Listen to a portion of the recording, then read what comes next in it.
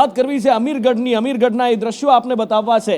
અમીરગઢની અંદર મન મૂકીને મેઘરાજા વરસ્યા છે। ઘણા લાંબા સમયથી રાહ જોડાવ્યા બાદ, તરસાવ્યા બાદ, તડપાવ્યા બાદ આખરે અમીરગઢ ઇકબાલગઢ પંથકની અંદર મેઘરાજા મન મૂકીને વરસ્યા છે। અને મેઘરાજા મન મૂકીને જ્યાં વરસ્યા છે ત્યાં લોકો ખુશખુશાલ દેખાઈ રહ્યા છે। સહયોગી સંવાદદાતા અશોક રાણાવસિયા ફોનલાઈન પર જોડાયા છે।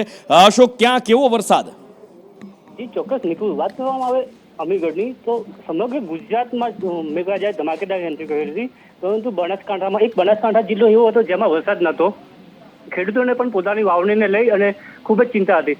ત્યાં 2 દિવસથી અમીરગઢ પંથકમાં વરસાદ તો હતો પણ એટલો બધો પણ નહોતો, પરંતુ આજે બપોર બાદ અચાનક વાતાવરણમાં પલટો થતા જ ઇકબાલગઢ તેમજ અમીરગઢની આજુબાજુના ગામડાઓમાં પણ 15 મિનિટમાં વરસાદે તાબડતોડ કરી નાખેલું હતું અને સમગ્ર નીચાણવાળાઓ તેમજ સમગ્ર રોડ રસ્તામાં પણ એકદમ પાણી ભરાઈ ગયેલા હતા। ખાસ વાત કરવામાં આવે ઇકબાલગઢ હાઈવેથી ઇકબાલગઢ બજારમાં આવવાનો જે મુખ્ય માર્ગ કહેવામાં આવે છે, જ્યાં નાના મોટા હજારોની સંખ્યામાં વાહનોની અવરજવર થતી હોય છે, જ્યાં રોડ ઉપર પણ ઘૂંટણસમાં પાણી ભરાયેલા હતા।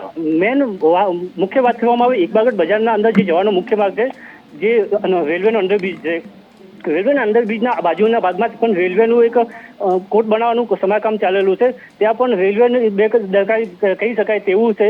ત્યાં રેલવેનું સમારકામના જે પથ્થર અને તે રેતી પડેલી છે, તેના લીધે રેલવે અંડરબ્રિજના અંદર જવાનો મુખ્ય જે માર્ગ કહેવામાં આવે છે ત્યાં પણ ઘૂંટણસમાં પાણી ભરાયેલા છે। ખાસ વાત કરવામાં આવે ઇકબાલગઢની તો ઇકબાલગઢ અને ઇકબાલગઢના આજુબાજુના કપાસિયા, ગોટા, ગંગાસાગર જેવા વિસ્તારોમાં પણ આજ સારો એવો 15 મિનિટમાં જ વરસાદ ખાબક્યો હતો, જેના લીધે ખેડૂતો પણ ખુશખુશાલ થયેલા હતા। જી